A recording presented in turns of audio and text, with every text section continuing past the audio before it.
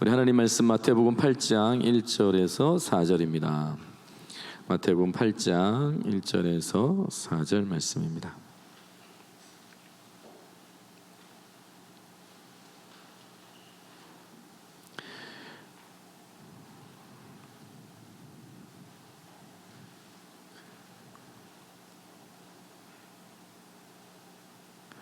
마태복음 8장 1절에서 4절까지 우리 한 목소리로 함께 읽겠습니다. 한 목소리로 함께 읽습니다. 시작. 예수께서 산에서 내려오시니 수많은 무리가 따르니라. 한 나병 환자가 나와 절하며 이르되 주여 원하시면 저를 깨끗하게 하실 수 있나이다 하거늘 예수께서 손을 내밀어 그에게 대시며 이르시되 내가 원하노니 깨끗함을 받으라 하시니 즉시 그의 나병이 깨끗하여 진지라. 예수께서 이르시되 삼가 아무에게도 이르지 말고 다만 가서 제사장에게 내 몸을 보이고 모세가 명한 예물을 드려 그들에게 입증하라. 아멘. 아멘. 이 말씀을 우리가 누가복음을 한번 본 적이 있어요. 그래서 내용은 여러분들이 잘 아시리라 생각하고 오늘은 여러분들이 붙들 핵심은 뭐냐면 문제가 예수님 만나면 누가 이긴다? 문제가 이긴다, 예수님이 이긴다. 예수님이 이긴다. 예수님이 이긴다. 그러면은 문제와 예수님이 만난 것 같은데 문제가 이기는 것 같은 느낌을 받을 때는 우리가 예수님을 제대로 발견하지 못하거나 제대로 만나지 못하는 순간일 가능성이 굉장히 많겠죠. 예. 여러분 살아야 할 이유라고 하는 제목으로 말씀을 나눌 텐데 여러분 이 땅에 존재하는 모든 사람은 똑같아요. 살아야 할 이유가 있어요. 살아야 할 이유가 있다고요. 단 한 사람도 살아야 할 이유가 없는 사람은 없어요. 모두가 다 똑같아요. 부자든 가난하든 병이 들었든 아이이건 어른이건 정말 백발 노인이건 이제 태어난 아이든지 간에 존재한다고 하면 살아야 할 이유가 있는 거죠. 그런데 단 살아야 할 이유를 발견하지 못한 사람은 있어요. 그래서 절망하고 그래서 극단적인 선택을 하기도 하는 것이죠. 그리고 회의하고 또 고민하고 갈등하고 이게 우리의 인생인 것 같아요. 여러분 살아야 할 이유가 다 있어요. 오늘은 이곳에 있는 청년들이 그 이유를 모르지 않기를 원해요. 모른다고 하면 발견하기를 원해요. 오늘 말씀이 좀 도움이 되었으면 좋겠다라는 생각이 듭니다. 여러분 서가명가라는 말이 있어요. 서가명가, 서가명가, 서가명가라는 말이 있는데 이 말은 뭐 사자성어가 아니고요. 서울대에 가지 않아도 들을 수 있는 명강이라고 하는 의미입니다. 여러분 멋진 말이죠. 재수 없는 말이기도 하고 그런데 좋은 것 같아요. 서울대 가지 않아도 들을 수 있는 명강이에요. 그러니까 서울대 교수님들이 이게 강의를 한 거예요. 예, 모든 청중을 대상으로 대한민국 모든 사람들을 전 세계 모든 사람들을 두고 강의를 했겠죠. 그리고 책도 냈어요. 예. 그 책 중에 하나가 저겁니다. 다시 태어난다면 한국에서 살겠습니까? 서가명강의 그 하나예요. 한 제목이고 책입니다. 여러분 저는 이제 책으로만 봤는데 서울대 교수님의 책이라서 굉장히 어려울 줄 알았어요. 어려울 줄 알았는데 제목부터 굉장히 실제적이고 제목처럼 내용도 분명해요. 아주 분명해요. 저 내용 그대로예요. 제목 그대로 내용이 이루어진 책입니다. 출판사 서평에 보니까요. 여러분 제 소리 잘 들립니까? 이렇게 웅웅 하는 소리는 어떻게 된 걸까 이게? 웅웅 하는 소리가 들리는데 혹시 모니터가 이것만 들리든지 아니면 조금 한번 봐주시기를 부탁을 드립니다. 여러분 그 아픈 대한민국에 사회학이 보내는 치유의 메시지라고 하는 게 서평이에요. 아픈 대한민국에 사회학이 보내는 치유의 메시지. 그러니까 이 책의 전제는 뭐냐면 대한민국 사회는 아프다는 거예요. 대한민국 사회는 지금 아픈 사회라는 것이 이 책의 전제라고 하는 것입니다. 여러분, 그 책의 내용을 보면 물질적 풍요에도 불구하고 우리 사회는 자살률이 굉장히 급격하게 증가하고 있고, 행복감, 나 행복해, 해피해라고 하는 사람, 그냥 겉으로 말고 그런 척하는 거 말고 실제로 느끼는 행복감은 현저하게 떨어지고 있대요. 그냥 떨어지는 게 아니라 폭락하고 있다라고 표현을 해요. 여러분, 성공적인 민주화를 우리가 이뤄냈음에도 불구하고 정치 이야기, 요즘 뉴스 보세요. 정치가 얼마나 정말 그냥 보기 싫은 이야기들이 거의 다 정치 이야기잖아요. 그러니까 관심도 떨어져요. 투표도 잘 하지 않아요. 대한민국 사회는 풍요의 역설이라고 표현하고 있고 민주화의 역설이다, 이렇게 글이 적혀 있어요. 뿐만 아니라 이런 표현도 있어요. 대한민국은 산불 사회라고 해요. 산불. 불난 사회가 아니라 산불, 세 개의 불이래요. 불신, 불만, 불안. 이게 산불이에요, 산불. 여러분, 저와 여러분이 살고 있는 이 세상이 그렇다는 거예요. 불안, 불만, 불신. 과거부터 내려온 이 사회에 대해서 대부분의 사람들이 불신한데요. 그리고 현재에 대해서는 불만족하고, 다가올 미래에 대해서는 불안하고, 이게 저 책이 말하고 있는 이 대한민국 사회라고 하는 것입니다. 여러분, 흥미로운 게 뭐냐면 이 책의 저자가 외국에 자주 왔다 갔다 하신대요. 그러면 공항을 들릴 거 아닙니까? 세계 유수한 공항들을 들릴 거잖아요. 그러면 그 공항에 가면 여지없이 한국의 기업들의 광고가 떡하니 붙어 있더래요. 엄청 크게. 한국의 자동차, 전자제품, 가는 곳마다 광고가 되어지지 않는 곳이 없대요. 세계는 한국을 부러워하고 있다라고 합니다. 한 번은 세미나차에 동유럽에 방문을 한 적이 있는데, 최첨단 기술을 활용해 성공적인 성장한 나라가 대한민국이라고 칭송을 하더래요. 그리고 한국산 제품으로 우리 집안을 채우는 걸 자랑스럽게 여긴다고 하더라고요. 한국 제품을 집안에 채우는 게 뭐 중산층의 상징처럼 여겨진다고 들었다고 하더라고요. 여러분, 세상이 부러워한 나라 대한민국. 그런데 정작 우리는 헬조선, 산불 사회, 불안, 불만, 불신. 그럼 지나가는 사람 100명에게 물었다고 합니다. 요즘 어떻게 사십니까? 다현님은 요즘 어떻게 사세요? 지나가는 사람들한테 이제 100명에게 물었어요. 그랬더니 1등이 그럭저럭 삽니다. 2등이 마지못해 삽니다. 3등은 뭘까요? 죽지 못해 삽니다. 일 것 같아요. 3등은 모르겠어요, 제가. 여러분은 어떻게 살아가십니까? 혹시 왠지 모르겠는데 막 화가 치밀고 막 그러지 않아요? 그냥 막 화가 나.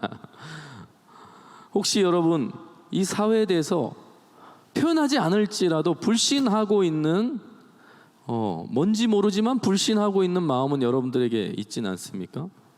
현재에 대해서 만족하세요, 여러분? 여러분의 현재 사회에 대해서, 삶에 대해서? 여러분의 외모 만족합니까? 여러분의 경제 수준 만족하세요? 여러분의 직장 만족이 됩니까? 여러분의 인간관계는 어떠세요? 미래 어때요? 미래. 여러분 청년이니까 여러분의 미래는 엄청나게 밝고 명랑하고 깨끗하고 투명하고 기대하고 막 그래요? 불안하죠. 희한하게 더 불안해. 더 불안해요. 안 그러면 좋겠는데 도대체 왜 그러는가? 여러분, 우리가 불행하려고 사는 거 아니라고요. 헬 조선을 만들고 싶어하는 사람은 이 땅에 단 하나 사람도 없을걸요? 잘 살아보겠다고 우리가 치열하게 노력하잖아요. 아침부터 저녁까지 일하고 돈 벌고 공부하고 또 일하고 돈 벌고 공부하고 엄청나게 치열하게 우리가 살아가는데 행복하기 위해서. 근데 정작 우리의 마음은 그렇지 않아요. 불신과 불안과 불만이 있다는 거예요. 오늘 우리가 예배로 이렇게 모였는데, 혹시 여러분 이 시간에도 여전히 그런 마음을 가지고 이 자리에 앉아있는 청년들이, 젊은이들이 있지 않았으면 좋겠지만, 혹시 있다면 그냥 그 마음으로 또 세상으로 나가지 않았으면 좋겠다는 기대가 있는 거예요. 그래도 그리스도인 청년이라면 뭔가 다른 게 있다라고 한다면, 여러분 그냥 불신하고 불안하고 불만족스러운 이 세상 속에서 그래도 뭔가 다른 게 있다라고 한다면, 예수 그리스도를 만난 것이 여러분들에게 만족이 되었으면 좋겠고 소망이 되었으면 좋겠다는 거예요. 불신하는 이 사회 속에서도 그래도 예수 그리스도가 소망이 되고 믿음이 된다는 것을 여러분들만큼은 좀 가지고 살았으면 좋겠다는 게 오늘 저희가 여러분들 향한 기대라는 것입니다. 여러분, 오늘 마태복음 8장 2절에 보면 한 나병 환자가 나와 절하며 이르되 주여 원하시면 저를 깨끗하게 하실 수 있나이다. 여러분, 예수님 그리고 나병 환자 이렇게 등장하고 있잖아요. 출신 몰라, 가족도 몰라요, 이름도 몰라요. 그냥 나병 환자. 이 한마디 속에 이 사람의 인생이 다 담겨 있는 것이죠. 어떤 분이 이 사람의 인생을 상상해서 그 써놓은 글이 있더라고요. 이런 글이에요. 한 젊은이가 있었습니다. 한 청년이 있었습니다. 결혼도 잘하고 강아지 같은 자식들과 행복하게 살고 있던 한 가장이었습니다. 어느 추수날 곡식을 거두는 기쁨의 날이죠. 그런데 낫을 쥔 손에 왠지 힘이 없었습니다. 손가락 끝에 감각이 오질 않는 것입니다. 이상했습니다.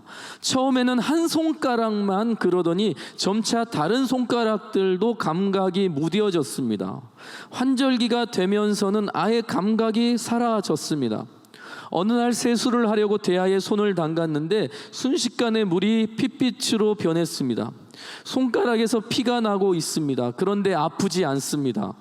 손가락을 꽉 쥐어서 지혈을 하는데 손톱이 떨어져 나갔습니다. 아프지가 않습니다.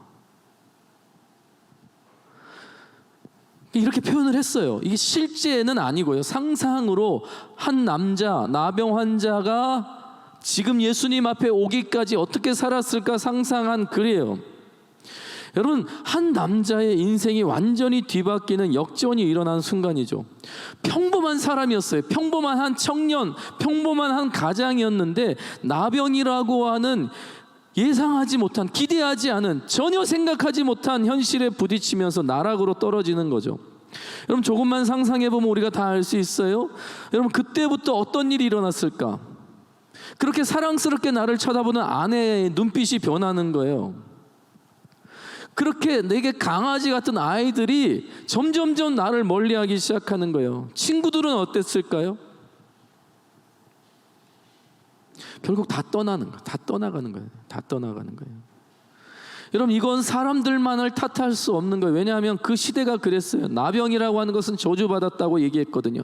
불결하다고 얘기했던 건, 더럽다고, 부정하다고, 사회 규범에 함께할 수 없다고 했기 때문에 그 병에 걸린 자신이 정말 고립이 되어 버린 거죠.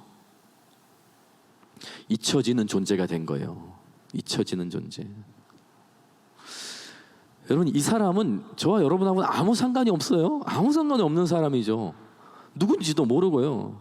한국 사람도 아니고, 심지어 이 시대 사람도 아니고, 여러분 저하고 아무 상관이 없는 사람이에요. 그런데 가만히 묵상해 보면 별반 다르지 않아요. 여러분 생각해 보세요. 이 남자가 태어날 때에 모두가 축복하지 않았겠어요? 생일 축하합니다. 생일 축하합니다. 당신은 사랑받기 위해 태어난 사람. 축복합니다. 제가 이렇게 슬프게 불렀을까? 축복합니다. 여러분, 엄마 아빠가 얼마나 이 아이를 낳고 기뻐했겠어요. 여러분, 100일 잔치하고요, 그리고 돌잔치하고 막 생일 될 때마다 잔치하고, 여러분 부모의 기쁨이고, 여러분 부모의 삶의 이유였지 않겠어요? 꿈도 있었겠죠. 자라면서 비전도 있고요. 여러분, 뭐 되고 싶다, 뭐 하고 싶다, 이렇게 하면 되겠지, 배우고 가르치고 기대하면서 살았을 거 아니에요. 결혼할 때 얼마나 행복했을까? 아이를 낳을 땐 또 얼마나 기뻤을까?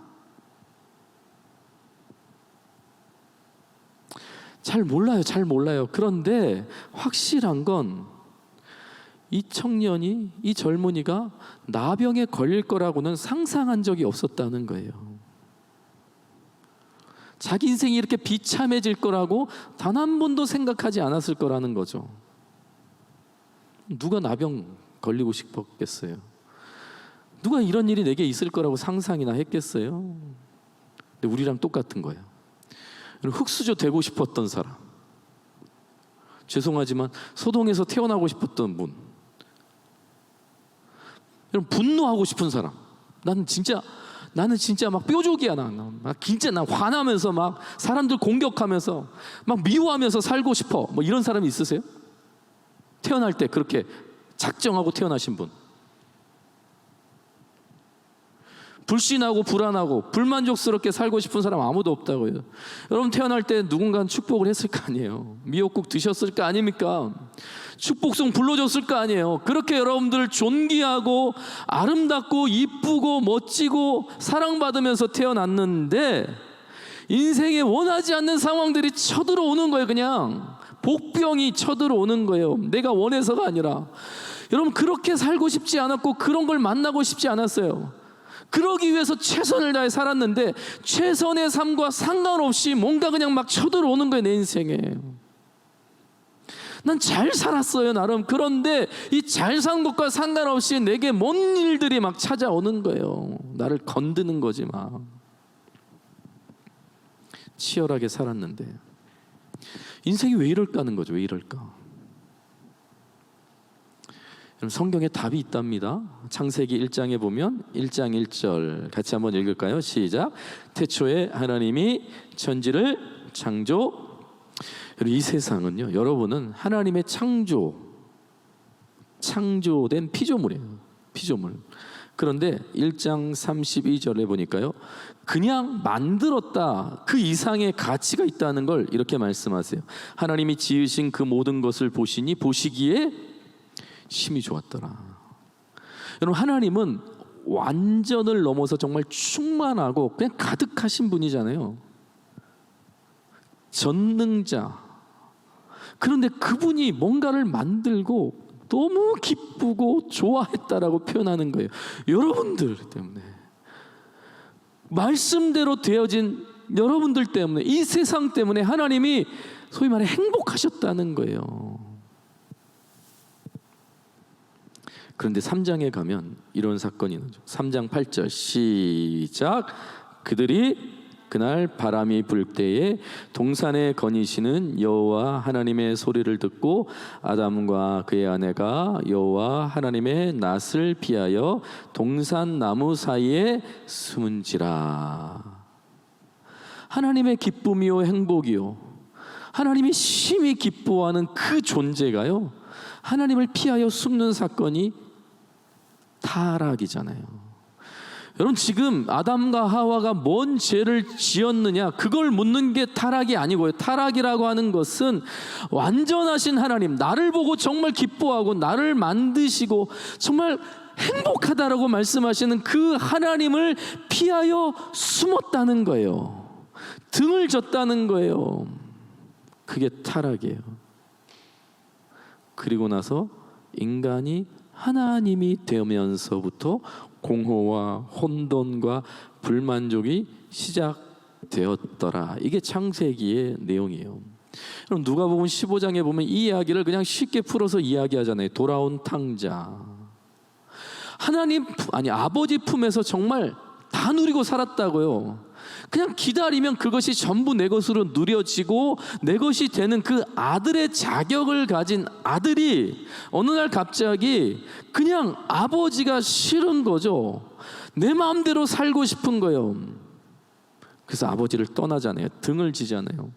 여러분 그게 탕자예요. 탕자.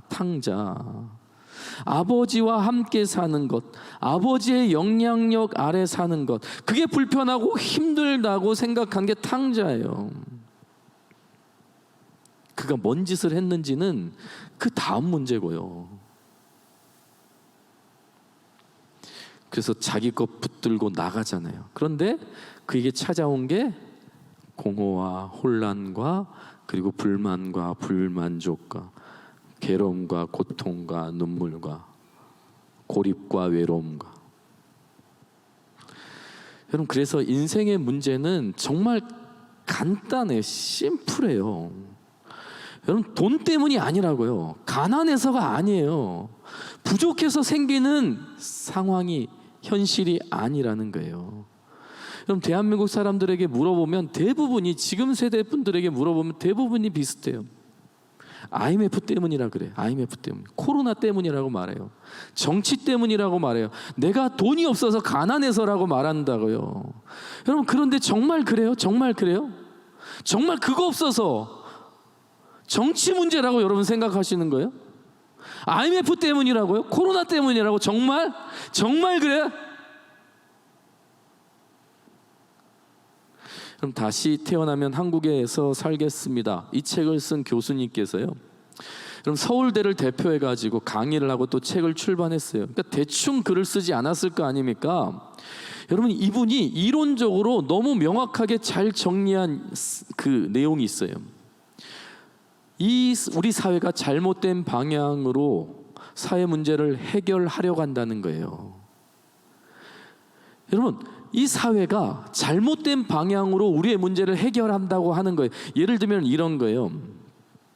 사회의 발전을 측정하는 가장 중요한 지표가 GDP라고 하는 지표가 있는데, 그게 국내 총생산이라고 하는 아주 많이 들어본 이야기잖아요. GDP. 여러분, 성장과 발전은 곧 GDP를 높이는 일로 동일시 되잖아요. 그래서 성장하기 위해서 GDP를 계속적으로 높이는 거예요. 소위 말하면 소득이 늘어나면 문제가 해결되고 국민들이 행복해진다, 이렇게 사람들이 생각하고 그것 높이려고 안달복달을 한다는 거예요. 여러분들 마찬가지잖아요. 행복하기 위해서 최선을 다하는 이유가 뭐죠? 개인의 GDP, 우리 가족의 GDP를 높이려고 하는 거잖아요, 여러분들. 그러면 행복해진다고 우리가 생각하고 살아가는 거잖아요. 나라도 똑같다는 거예요. GDP 올리려고 하는 이유가 결국 국민 행복, 이 나라의 부강, 행복하게 잘 사는 것, 그거 위해서 그렇게 한다는 거예요. 근데 이 책에서 그거 꽝이라는 거예요. 꽝이라는 거예요. 진정한 행복은 GDP와 상관없다고 말해요. 상관없다고. 예를 들면 여러분, 엄마가 집에서 이제 아이를 막 사랑으로 키우잖아요. 여러분, 엄마가 집에서 아이를 사랑으로 키우면 아이가 행복하죠. 엄마도 행복할 거 아닙니까? 그죠? 엄마도 행복하고 아이도 행복해요. 그런데 이 행복 지수를 높이면 높일수록 GDP와는 아무 상관없어요. 왜요? 엄마가 집에서 아이를 키우면 소위 말해 돈이 안 되잖아요. 돈이 안 되잖아요. 경제 생활을 하지 않는 거잖아요. 집안에서 그냥 아이 키우고 있으니까, 더 적나라하게 말하면 집에서 노시니까 GDP가 안 올라간다고요. 그래서 어떻게 해요? 엄마가 애를 3살, 2살 막 그런 아이를 맡기시고 돈 벌러 나가는 거예요. 뭐 하려고? 행복하기 위해서. 가정의 GDP를 올리면 행복해질 거라고 생각하고 아이 맡기고 원비 내면 GDP가 막 늘어나는 거잖아요. 돈 버니까 막 GDP가 올라가는 거죠. 여러분, 심지어 그 아이가 다니는 어린이집에서 교사가 그 아이를 학대하고 괴롭힌다고 해도 GDP는 올라가요. 왜요? 원비 내잖아. 돈을 내잖아요. 그러니까 GDP는 올라가요. 아이는 학대받을지라도. 실제적으로 얘기해 볼까요? 청년들이 회사에서 오너의 갑질에 희생이 된다고 생각해 보세요. 상사가 죄송해요, 막 엉덩이를 막 툭툭 쳐요. 자매들 엉덩이 툭툭 치고 성추행 모욕하고 왕따 당하고, 근데도 여러분들이 참으면서 그 회사를 꿋꿋이 다니잖아요. 그러면 GDP는 올라가요. 경제활동 계속 하니까. 그런데 그 모욕적인 일로 여러분들이 사이다 킥을 날리고 속 시원하게 그 회사를 떠나잖아요. 이제 자유를 만끽하시는 거예요. 그러면 GDP는 떨어지는 거예요, 여러분. 직장 생활 안 하잖아요, 여러분들이. 놀지 않아. 생산 활동을 하지 않으니까 이제 여러분들은 자유를 만끽하는 게 아니라 GDP를 떨어뜨리는 노는 사람이 되는 거예요. 노는 사람이. 더 큰 문제는 뭐냐, 회사나 학교에서 사장님들이 동료들 때문에 우울증이 걸리고 막 공황장애가 찾아오는 거예요. 막 정신병원에 다녀요. 심리 상담을 해요. 그 회사에서 버티기 위해서 상담사 찾아가서 이야기하고, 병원 가가지고 정신병원에서 약 처방받고, 불행한 인생들이 엄청 많아지는 거죠. 막 버티고, 그러니까 살려고, 어떻게든 살아보려고, 수모를 당하면서 모욕을 당하면서도 어떻게든 버텨보려고, 그 회사를 버텨보려고 병원 다니면서 약 먹으면서 그렇게 버티잖아요. 그러면 GDP가 올라가요. 병원에 돈 내고 약 처방받고 상담하고 또 돈 내고, 돈을 계속적으로 소비하니까 GDP는 막 올라가요. 여러분, 제가 지금 무슨 얘기를 하려고 하는지 이해되시죠? 돈하고 진정한 행복은 아무 상관이 없다는 거예요. 여러분, 일가족이 그 완도에서 수장한 극단적인 선택을 한 이유가 정확하지 않지만 경제적인 문제일 가능성이 많아요. 경제적인 문제가 행복하고 상관이 있다고 막연하게 생각하는 것이죠. 여러분, 절대 아니라고요. 절대 아니에요. 그 돈 때문에 찾아오는 스트레스, 외로움, 불안, 초조, 절망, 분노, 화, 그것이 우리를 죽이는 거예요. 그것이. 그래서 맞아요. 여호와는 나의 목자, 신이 내게 부족함이 없으리로다. 여러분, 성경의 말씀이 맞아요. 성경의 말씀이 진리라고요. 우리가 잃어버린 것은 돈이 아니라 하나님. 참 주인을 만나지 못했기 때문에 세상에서 주인을 찾다 보니까 계속 바닷물을 마시는 듯한 갈증으로 그냥 스스로가 스스로를 죽여가는 세상을 우리가 살고 있는 거라고요. IMF를 극복하면 극복이 됩니까? 또 다른 IMF가 찾아오죠. 그럼 코로나 찾아올지 누가 알았어요? 러시아가 전쟁 일으킬지 누가 알았냐고요? 주식 잘 되니까 여러분 대부분 다 주식 했잖아요. 근데 이런 일이 일어날지, 폭락할지 누가 알았어요? 코인! 이런 코인 진짜. 그것 때문에 인생 망했다고, 죽어야겠다고 생각하는 사람들이 수두룩하대고요. 여러분, 이 사회가 결국 사람들을 그렇게 낭떠러지로 밀어가고 있는 거예요. 근데 우리가 너무 순진해가지고 그냥 그거 믿고 가다가 떨어지는 거죠.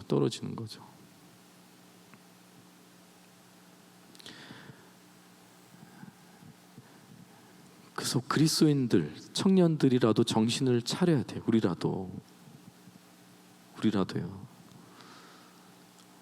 그 박진영 씨가 요즘 뭐 이렇게 복음 강의하고 막 그래가지고 좀 유명해지시긴 했는데, 저는 이렇게 생각해요. 그 내용 메시지는 전 잘 모르겠어요. 안 들어봐서 잘 모르겠는데, 그건 둘째치고 그분이 복음을 전하고 예수 그리스도를 전한다고 하면 최소한 의미는 있다라는 생각이 들어요. 우리가 구별을 잘 해야 돼요. 구별을 분명히 잘 해야 되겠지만, 여러분, 그런 사람들이 그래도 뭔가 복음, 예수 그리스도에 대해서 고민을 하고 전한다라고 한다면 저는 의미가 있다라는 생각이 들어요. 뭔가 찾는 거잖아요. 뭔가 갈증이 있는 거예요. 여러분, 그 사람 다 가져본 사람이, 다 누려본 사람인 거 아시잖아요. 그런데 그렇게 살다 보니까 이게 아니라는 것을 뭔가 깨달은 거죠. 그래서 찾아 헤맸대잖아요. 심지어 이스라엘까지 갔대요. 자기 돈 내고. 거기에서 진리를 찾아 헤맸대는 거예요. 이런 노래를 불렀어요. JYP, 하프타임. 갤럭시를 똑바로 쓰려면 삼성에게 물어보고, 아이폰을 똑바로 쓰려면 애플에게 물어보듯이 인생을 똑바로 살면 인간 만든 사람을 찾아. 여러분, 이게 성경 말씀이 아니고 여러분 JYPC가 부른 노래래요. 세상을 똑바로 살려면 세상 만든 사람을 찾아 물어보는 게 당연한 이치인데, 그동안 내가 뭘 안다고 떠들어댔는지 부끄러워. 만나서 물어보고 믿고 또 믿어지면. 제가 어제 이걸 들어봤는데 도저히 따라할 수가 없어요. 근데 지금 최대한 비슷하게 하는 거예요. 그때부터 사는 거야. 믿고 또 믿어지면 그날이 내 생일이야. 이 사람이 뭔가 지금 갈증이 있는 거예요. 다 누려봤는데 그게 아니라는 것을 그제서야 깨닫는 거죠. 솔로몬 전도서 1장 1절. 여러분 솔로몬도 다 누려봤거든요. 다 가져봤거든요. 그가 이렇게 고백합니다. 다윗의 아들 예루살렘 왕 전도자의 말씀이라. 전도자가 이르되 뭐라고요? 헛다리 헛다리 헛다리 헛다리 헛다리 헛다리 헛다리. JYP나 솔로몬이나 똑같은 부류의 인간들이죠. 네, 그 사람들 다 누려봤어요. 그러니까 우리도 좀 누려보려고 어떻게든 그 길을 한번 가려고 하지만, 그럼 제일 어리석은 게 뻔히 망하는 걸 아는데 가보고 확인해보고 싶어하는, 그게 제일 어리석은 줄. 아니라고 말하는데 나도 아닌 걸 확인하고 싶어가지고 굳이 꾸역꾸역 가는 분들이 있단 말이죠.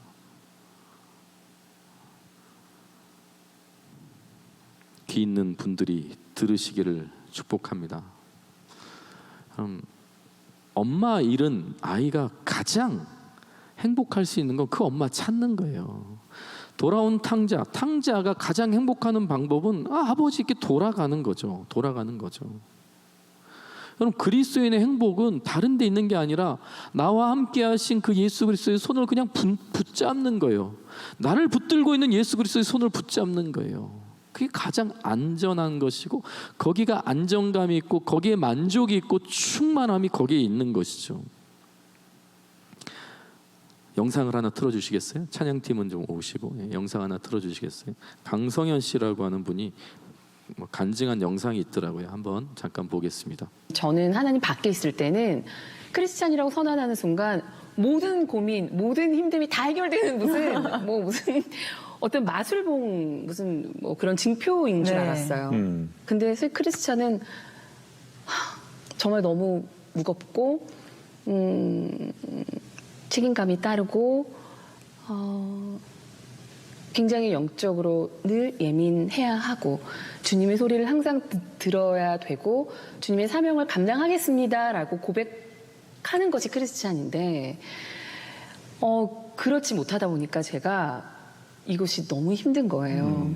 교회에 왔는데 너무 이게 어렵고 그리고 다 해결해 줄 것만 같았던 신랑과 마찰이 생기고 의견이 당연히 다르니까. 그렇죠. 그리고 나는 너무 작게 느껴지고 또 옛날에 저를 돌아가려고 하는 거예요. 내가 너무 나약하게 느껴지고 하나님 너무 죄송해요. 그러니까 저한테는 갑자기 하나님이 너무 하나님만 생각하면 내가 너무 찔리고 또 한없이 작아지는 그 아이가 된 거예요. 그래서 10년이 넘게 명세빈 씨가 사실은 저를 저의 멘토 역할을 해주셨어요. 근데 그때는 되게 그게 부담스럽고 그 말씀 모임에 나가자고 하는 것이 제가 굉장히 무겁게 느껴지고 제가 낯가림도 굉장히 심했거든요. 그랬는데 나 살아야겠어. 그리고 제가 스스로 전화를 했어요. 언니한테. 언니 나 그 모임에 좀 나 좀 데려가줘. 말씀이 있는 말씀 모임이 있는. 근데 저는 지금 또 이렇게 얘기하면서도 느끼지만 제 옆에 하나님께서는 너무나 모범적인 길잡이를 하나님의 자녀분들을 다 세워주셨어요. 그 옛날 20년 전부터 생각해보면 곳곳에 저는 너무 나약하고 도망가려고만 하고 너무 작은 아이인 걸 너무나 하나님은 저를 아시고 강하지도 않게 또 강하면 튕겨져 나가는 아주 어리석은 사람이기 때문에 딱 저한테 맞는 온화하고 너무나 깊은 신앙을 가진 분들을 길잡이로 세워주셨어요. 그래서 명세빈 씨의 인도로 이제 거기 가서 아주 뜨겁게 고백하고 기도했어요.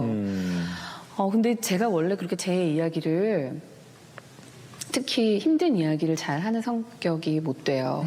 근데 나 왜 이러지 할 정도로 함께 믿음을 이렇게 고백하는 친구들한테는 막 제 얘기를 하게 되는 거예요. 그러면서 이제 중보기도를 이렇게 봤는데 갑자기 제가 막 정말 그때 그 29살 때 교회 가서 눈물 콧물 다 흘렸었던 그거의 한 10배 막 짐승 소리가 나면서 아, 나 왜 이러지 하는데도 이게 그러면 그럴수록 더 그러면서 하나님께서 그렇게 얘기해 주셨어요. 아, 내가 너를 너무 발랄하고 활달하고 밝게 빚었는데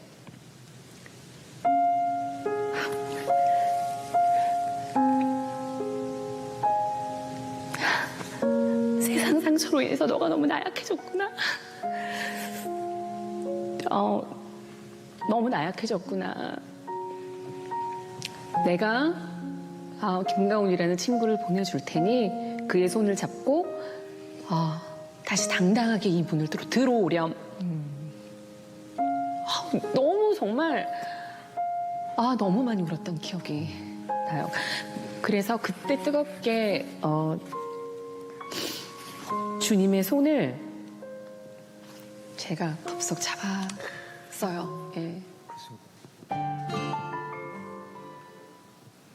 여러분, 저분만 하나님께서 밝고 명랑하게 지었을까요? 저분만 짓고 나서 하나님께서 귀하다, 이쁘다, 소중하다 이렇게 말씀하셨겠어요? 다 똑같다고요. 하나님 보시기에 심히 좋았더라. 그게 여러분이라고요. 여러분, 원래 이렇게 하나님께서 살려고 놔두신 게 아니에요. 우리의 존재 자체는 그런 존재가 아니에요. 근데 하나님 없는 세상을 살아가면서 우리에게 혼란이 찾아온 거죠. 공허가 찾아오고 어둠이 찾아오고 불만이 찾아오고 불신이 찾아오고 불안이 찾아온 거라고요. 그러니까 나약해지는 거죠. 나약해지는 거죠. 나병 환자가 원래 그런 사람 아니었어요. 찾아온 거죠. 감당할 수 없는 문제들이 내게 막 밀려온 거예요.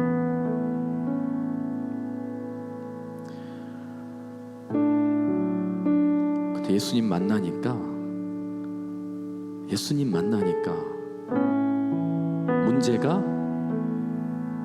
문제가 되지 않는, 그게 그리스도인의 삶이고 그게 예수 만남의 복이라고 하는 것입니다. 예수 만남은 그냥 아멘 믿습니다 그 정도가 아니에요. 실제로 여러분들의 마음을, 여러분의 삶을, 여러분의 문제를 실제로 해결하는 능력이 돼요. 정말 바뀌었고 바뀔 거라고요. 여기에 소망이 있어요. 그럼 나병 환자가 되면서 수많은 사람들이 위로했겠죠. 언젠간 낫겠지, 언젠간 회복될 거야, 언젠간 괜찮아질 거야 라고 했겠죠. 근데 사람들은 다 떠나갔다고요. 그런데 예수님께서 다가오셔서 어루만지잖아요. 그에게 가장 필요한 걸 주님께서 하신 거예요. 병을 고치는 것보다 어루만지는 게 필요했던 거죠. 얼마나 사람들의 손길이 그리웠겠어요. 얼마나 그 사람들의 터치가 간절했겠어요. 근데 다 떠나버렸죠. 예수님께서 찾아오셔서 그를 어루만지셨던 거예요. 그가 얼마나 사람의 손길을 갈망하고 있었는지 주님이 아시니까 그에게 가장 적합한 위로를 하신 거죠. 강성현 씨도 마찬가지예요. 그에게 가장 필요한 걸 하나님께서 말씀해 주신 거라고요. 여러분들에게도 마찬가지예요. 여러분들이 어떤 상황인지 저 모르죠. 그런데 주님이 아신다고 믿으세요? 그러면 그 아시는 주님께서 여러분들에게 가장 적합한 위로로 찾아오셔서 여러분들을 회복시켜 주실 거라는 것입니다. 우리가 잃어버린 건 주님. 우리가 등을 돌린 건 주님이에요. 강성현 씨가 만난 주님, 나병 환자가 만난 주님, 여러분의 주님이고 저의 주님이에요. 오늘 이 시간 여러분들을 위로하실 건데, 여러분 소망하면서 찬양합시다. 의지했던 모든 것 변해가고 억울한 마음 커져가네. 부끄러움 없이 살고 싶은 마음 우리 주님이 아시네. 우리 주님이 아시네.